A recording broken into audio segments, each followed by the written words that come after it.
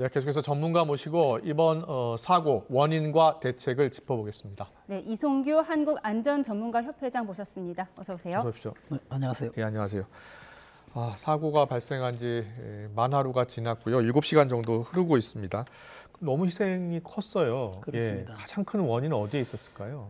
그러니까 지금 여러 가지 예측하고 있습니다만은 가장 큰 원인은 어떤 기체 결함이라고 볼 수도 있고요. 예. 또 중복적으로 지금 우리가 버드 스트라이크, 예. 조류 충돌 얘기를 많이 하지 않습니까? 그래서 비행기 어떤 그 문제도 지금 한 가지가 아니고 몇 가지가 또 있을 수 있다는 이런 예. 또 추측도 가능하거든요. 네, 네. 게다가 지금 조류까지 충돌했기 때문에 어떤 한 가지 이유가 아닌 복합적인 이유가 있었다라는 그런 좀 예측을 해볼 수가 있겠습니다. 예. 네, 그럼 정확한 사고 원인 규명에서 중요한 요소는 역시 블랙박스가 될까요? 그렇습니다. 가장 중요한 건 블랙박스거든요. 지금 우리가 블랙박스 안에는 여러 가지 지금 정보가 들어있죠. 근데 지금 사고 직후에 어떤 한 20-30분 정도만이라도 데이터가 살아있으면 사고 원인을 충분히 알 수가 있거든요. 예, 예. 왜냐하면 지금 기장과 부기장이 지금 두 분이 있었지 않습니까? 네. 지금 어떤 문제가 있었을 때는 서로 상의하고 어떤 대체 역할을 할 수 있도록 두 명이 있었기 때문에 네. 이 두 분이 긴급한 상황에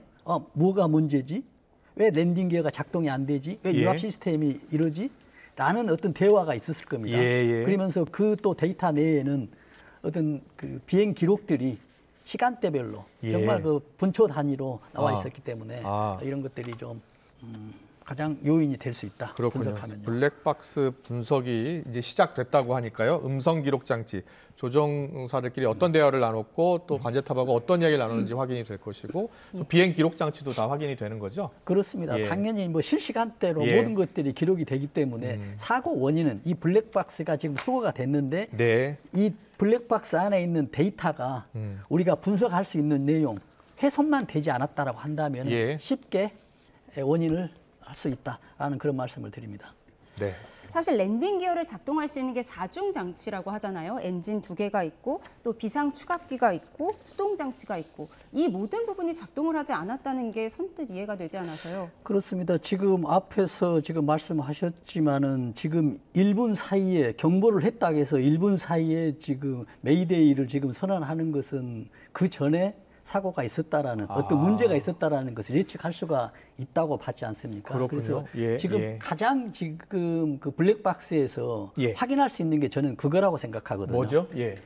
지금 메이데이를 선언한 이유가 뭐냐는 얘기죠. 예. 조류 때문만이냐는 얘기죠. 아. 조류는 여러 건이 발생합니다. 미국에서는 1만 건 이상 발생한다고 합니다. 그렇군요. 우리나라도 예. 몇 년간에 몇백 건이 발생했거든요. 예. 그래서 웬만한 조류는 엔진에 들어가서 불타고 아까 화면에서 나왔지만 뭔가 떨어지잖아요. 예. 그 조류에 어떤 잔해물일 수도 있고 어떤 부피도 있지만은 예. 그것이 가장 문제인데 그렇다면 지금 앵커께서 말씀하신 대로 지금 랜딩 기어를 작동하면 유압 시스템으로 작동을 하거든요. 예. 자동으로 하게 돼 있어요. 예. 네. 그런데 지금 작동이 안 됐어요. 그러면은 기장이 수동으로 하게끔 돼 있거든요. 그럼 일단 자동이 안 됐으니까 유압 시스템이 망가졌다고 보잖아요. 예. 그러면 그 다음에 수동으로 랜딩 기어를 작동한다는 얘기죠. 그 랜딩 기어도 작동이 안 돼요.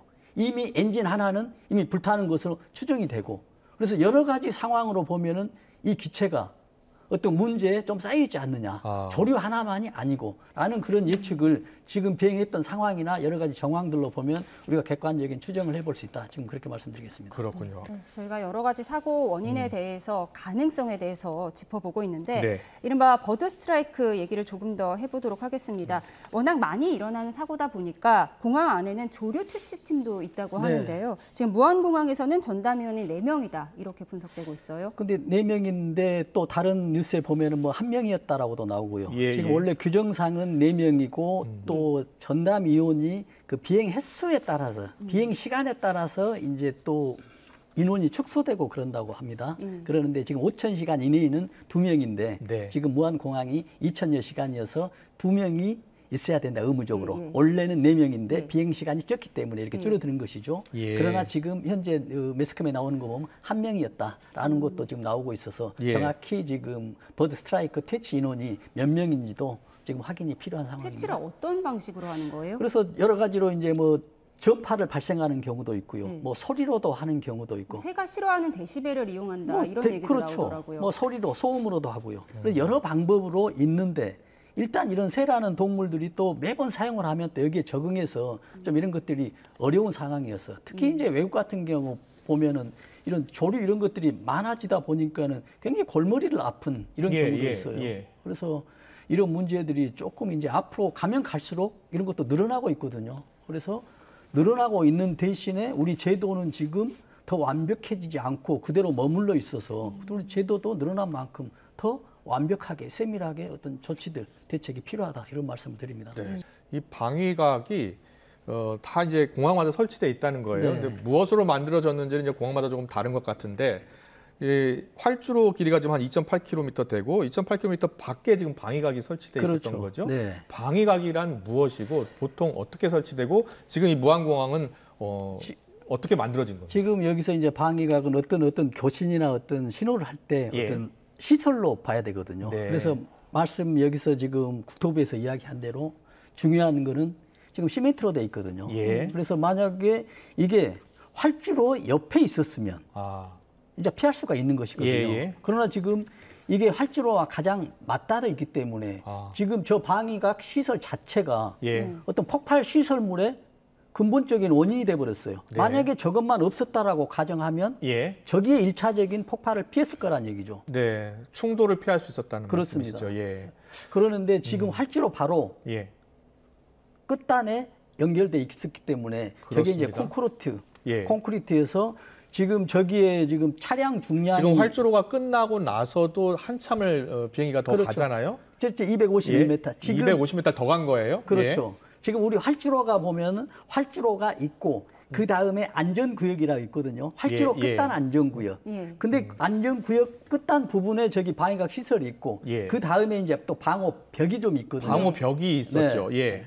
그래서 지금 우선 여기서 볼 때는 지금 방호벽 지금 방위각 시설이 지금 부딪히는 그런 지금 상황이 발생되고 있거든요. 예, 예. 그래서 저게 일차적으로 그 충돌하는 1차 단계가 되는 것이었습니다. 그렇군요. 방위각 시설이 하나 있고 그다음에 외벽이 있고. 네. 예.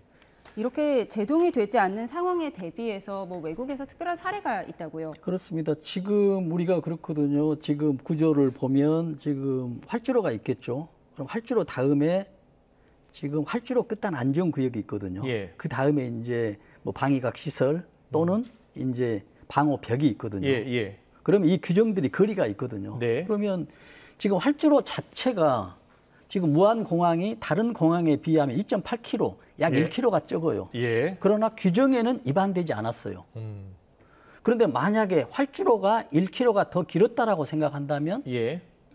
충돌이 없었지 않았을까 이런 예측도 충분히 가능하죠. 네. 네. 그러나 법률에 위반은 되지 않았어요. 예. 그래서 지금 국토부의 상상 이야기하는 거 법에는 다 나와 있고 국제 기준도 그렇다는 얘기거든요. 예. 근데 우리가 이제 안전 기준을 보면 이런 게 있거든요. 법에서 제시하는 것은 안전 기준의 최미니멈 수준이거든요. 예. 이 이상이 돼야 된다는 얘기죠. 그러나 이 법에 합당이 됐다고 해서 안전을 확보하느냐 절대 그게 아니거든요. 그렇군요. 예. 예. 거기다가 이제 지금 말씀하신 대로 외국 사례 같은 경우를 보면 예. 지금 활주로 끝단 안전지대가 이금 같은 상황이 되잖아요. 네. 그러면은 비행 자체 중량이 약 450톤 정도가 돼요. 네. 우리가 450톤을 감이 안 오는데 우리 승용차가 약 1톤 내외가 되는 거예요. 네. 그러면 450톤이면 굉장히 무겁잖아요. 지금 그렇습니다. 보잉 737 기준입니다. 예, 예. 그러면 탈지로를 이탈했을 경우에 이탈했을 경우에 자체 중량으로 인해서 안전지대가 이제 무너지는 거예요. 그렇죠. 무너지면은 완전히 무너지는 게 아니고 어떤 진흙이나 어떤 흙첨으로 인해서 비행 자체를 감속시키는 아마 이마스 시스템이라고 네, 사진을 돼요. 준비하셨다고요. 네.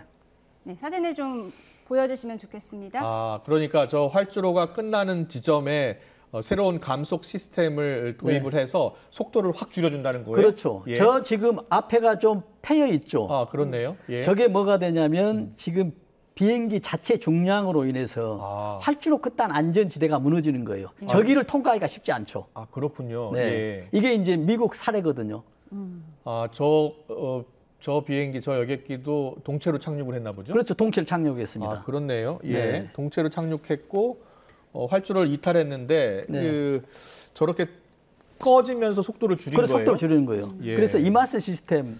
이마트 시스템이라고 네. 합니까? 네. 아, 그래요? 그래서 지금 우리나라도 아직은 없고요. 예. 일본에도 없습니다만은 외국에는 지금 뭐 100여 곳이 있다고 합니다. 그런데 지금 우리가 울릉공항을 건설 중에 있잖아요. 예. 지금 울릉공항에서 이걸 계획을 하고 있습니다. 그래요. 울릉공항에서 이제 계획을 한 이유가 지금 바다하고 가깝기 때문에 지금 끝단 활주로 끝단 안전 지역이 예. 작기 때문에 이 시스템을 도입할 것을 검토한다고 하거든요. 그렇군요. 네. 필요할 것 같은데요, 원장님 어때요? 저 시스템이 지금 같이 조류 충돌 사고도 많고요. 그런 상황에서 비상 착륙해야 되는 그런 상황이 발생했을 때 저렇게 완충 장치가 있다면은 사고를 크게 줄일 수 있을 것 같은데 어떻게 보세요? 네, 저런 것들을 설치를 하려면은 사실은 공항에 대한 어떤 투자라든가 이런 부분도 그래야 필요하고요. 되겠는데요. 네, 예. 그래서 그렇습니다. 지금 그러니까 우리나라 지금 시스템이 어떻게 되냐면요. 예. 지금 비행기가 고장이 났다. 네. 그러면 기장이 이걸 대응을 못한다라고 하면 사고 나버린 거예요. 100%. 그런데 지금 기계가 고장이 났고 비행기가 고장이 났고 또 기관사가 또 작동을 했는데 안 될 수도 있지만은 갑자기 당황하게 되면은 어떤 FM대로 진행이 안 될 수 있거든요. 예, 이런 예. 것들을 이제 방어를 해야 되는데 네. 우리가 휴먼 에러가 오지 않습니까? 예. 우리가 지금 그 고령자들 자동차 급발진 아니고 일반 사람들 급발진 한번 보면은 전부 다 휴먼 에러거든요. 실수를 할 수 예. 있어요. 예. 누구든지.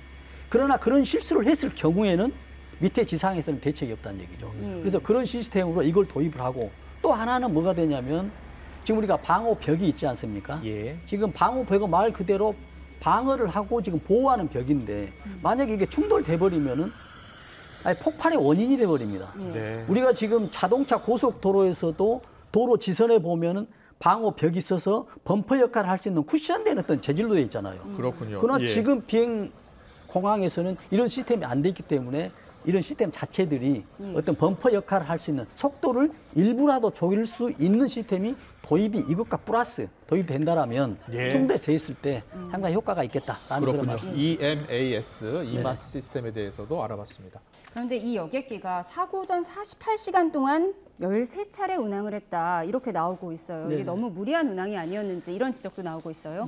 이제 이 사고의 원인은 될 수 없다라고 보거든요. 예. 근데 기계라는 것은 사람도 마찬가지입니다. 모든 물체들이 반복돼서 작동을 하게 되면 물건들이 어떤 계산상으로 견딜 수 있는 것들이라도 예. 우리가 피로하중이라고 있거든요. 네네. 그래서 반복됨으로 인해서 반복 행동을 함으로써 강도가 약해지는 이런 요인이 되거든요. 예. 그래서 이런 것들이 지금 바로 직전에 사용 횟수가 많았다라고 하면 이것도 무시할 수 없다라고 그렇게 볼 수가 있거든요. 네, 알겠습니다. 종합적인 대책을 꼭 마련해야 될 것 같고요. 오늘 EMAS, 이마스 시스템도 도입을 적극 검토해야 될 것 같습니다. 지금까지 이송규 한국안전전문가협회장, 김인규 항공대 비행교육원장과 함께했습니다. 잘 들었습니다. 고맙습니다. 감사합니다.